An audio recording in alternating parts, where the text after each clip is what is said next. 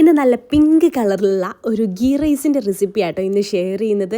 Normal ghee rice വെക്കുന്നതിലേറെ ഇവിടെ എല്ലാവർക്കും ഒത്തിരി ഇഷ്ടമുള്ളൊരു ഗീ റൈസാണ്. ഇത് കാണാനത്ര മൊഞ്ചില്ലെങ്കിലും കഴിക്കാൻ അടിപൊളിയാണ് കേട്ടോ. ഒരു തവണയെങ്കിലും നിങ്ങളൊന്ന് ട്രൈ ചെയ്ത് നോക്കണേ. അപ്പോൾ കുക്കറിലാണ് നമ്മൾ ഈ ഒരു ഗീ റൈസ് റെഡിയാക്കി എടുക്കാൻ പോകുന്നത്. അപ്പോൾ കുക്കർ എടുത്തിട്ടുണ്ട്. കുക്കറിലേക്ക് ഒരു 3 ടേബിൾ സ്പൂൺ വെളിച്ചെണ്ണ ഒഴിച്ചു കൊടുക്കുക. 1 ടേബിൾ സ്പൂണ് നെയ്യ് ഒഴിച്ചു കൊടുത്തിട്ടുണ്ട്.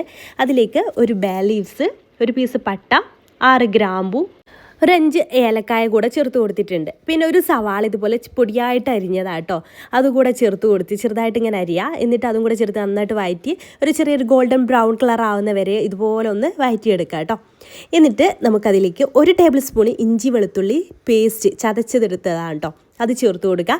അത് ഒരുപാട് കൂടേണ്ട, 1 ടേബിൾ സ്പൂൺ മതി. അതൊന്ന് അതിൻ്റെ പച്ചമണം മാറിയതിന് ശേഷം ഒരു ക്യാരറ്റ് ഇതുപോലെ ചെറുതായിട്ട് അരിഞ്ഞതും ചേർത്ത് കൊടുത്തിട്ട് ജസ്റ്റ് ഒന്ന് വഴറ്റിയെടുക്കുക. ഒരുപാട് അങ്ങ് വഴറ്റിയെടുക്കൊന്നും വേണ്ട കേട്ടോ. ക്യാരറ്റ് ചേർത്തിട്ട് പിന്നെ 2 തണ്ട് കറിവേപ്പില ചേർത്ത് കൊടുക്കുക. പിന്നെ വേണമെന്നുണ്ടെങ്കിൽ നിങ്ങൾക്ക് പെരുംജീരകം ഫസ്റ്റ് ചേർത്ത് കൊടുക്കുക കേട്ടോ. അതൊരു ടീസ്പൂൺ പെരുംജീരകം ചേർത്ത് കൊടുക്കാം. അതിവിടെ കടിക്കുന്ന മക്കൾക്കൊന്നും അത്ര ഇഷ്ടമില്ല, അപ്പോൾ അത് ഞാൻ ചേർത്തിട്ടില്ല. പിന്നെ ഒരു 1.5 തക്കാളി നല്ല പേസ്റ്റ് രൂപത്തിൽ അരച്ചെടുക്കുക കേട്ടോ. അതും ചേർത്തിട്ട് ആ തക്കാളി നന്നായിട്ട് തന്നെ കുക്കായി വരണം. എണ്ണയൊക്കെ തെളിഞ്ഞ് വന്നതിന് ശേഷം കഴുകിയിട്ട് ഊറ്റി വെച്ചിട്ടുള്ള നമ്മുടെ കൈമ റൈസാണ് കേട്ടോ എപ്പോഴും ഇതിനൊക്കെ ടേസ്റ്റ് ഉണ്ടാവുക. അത് പ്രത്യേക ഒരു ഫ്ലേവറൊക്കെ ആണല്ലോ. അപ്പോൾ അതാണ് എടുത്തിട്ടുള്ളത്. അതൊരു 3 കപ്പാണ് എടുത്തിട്ടുള്ളത്. ഇതിലിട്ടിട്ട് നന്നായിട്ടൊന്ന് വറുത്തെടുക്കണം. ഇതേ സമയം ഇതിലേക്ക് വേണ്ടിയിട്ടുള്ള വെള്ളം ഞാൻ തിളപ്പിക്കാൻ വെച്ചിട്ടുണ്ട് കേട്ടോ. അപ്പോൾ ഇത് വറുത്തെടുക്കുന്നതുകൊണ്ട് തന്നെ തിളച്ച വെള്ളം വേണം ഇതിലേക്ക് ചേർത്ത് കൊടുക്കാനായിട്ട്. ഇതിലേക്ക് ആവശ്യമായിട്ടുള്ള ഉപ്പ് ചേർത്ത് കൊടുക്കാം.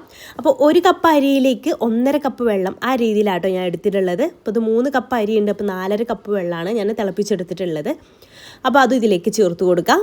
എന്നിട്ട് നന്നായിട്ടൊന്ന് മിക്സ് ചെയ്തെടുക്കുക. എന്നിട്ട് ഇങ്ങനെ തിളച്ച് വരുമല്ലോ, തിളച്ച് വെള്ളം ചേർത്ത്, അതുകൊണ്ട് തന്നെ പെട്ടെന്ന് അങ്ങ് തിളക്കും കേട്ടോ. അപ്പോൾ അതാ വെള്ളം തിളച്ച് വരുന്ന സമയത്ത് നമുക്കിത് കുക്കറിൻ്റെ ലിഡ് അങ്ങ് അടച്ചു കൊടുക്കാം. അതിനുശേഷം ഹൈ ഫ്ലെയിമിൽ ഒറ്റ വിസിൽ, അത്രയും മതി കേട്ടോ. ഹൈ ഫ്ലെയിമിലാണ്, ഒറ്റ വിസിൽ വന്നാൽ നമുക്ക് ഫ്ലെയിം അങ്ങ് ഓഫ് ചെയ്യണം.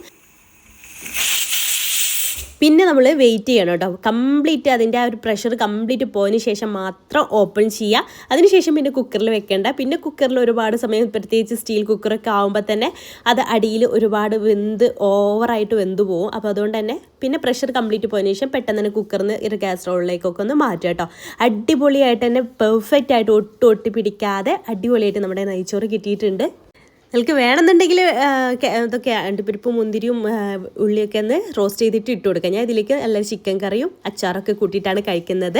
ഈ ഒരു ഗീ റൈസിന് പ്രത്യേക ഒരു ഫ്ലേവറും ടേസ്റ്റും ആണ് കേട്ടോ. മസ്റ്റ് ട്രൈ ആയിട്ടുള്ള ഐറ്റം. ഇഷ്ടമായ ലൈക്ക് ചെയ്യാനും അതുപോലെ ട്രൈ ചെയ്തിട്ട് ഫീഡ്ബാക്ക് അറിയിക്കാനും മറക്കരുത് കേട്ടോ. അതുപോലെ പേജ് ഫോളോ ചെയ്യാനും മറക്കല്ലേ. ഇൻഷാല്ലാ പുതിയൊരു വീഡിയോ ആയിട്ട് അടുത്ത ദിവസം കാണാം. താങ്ക്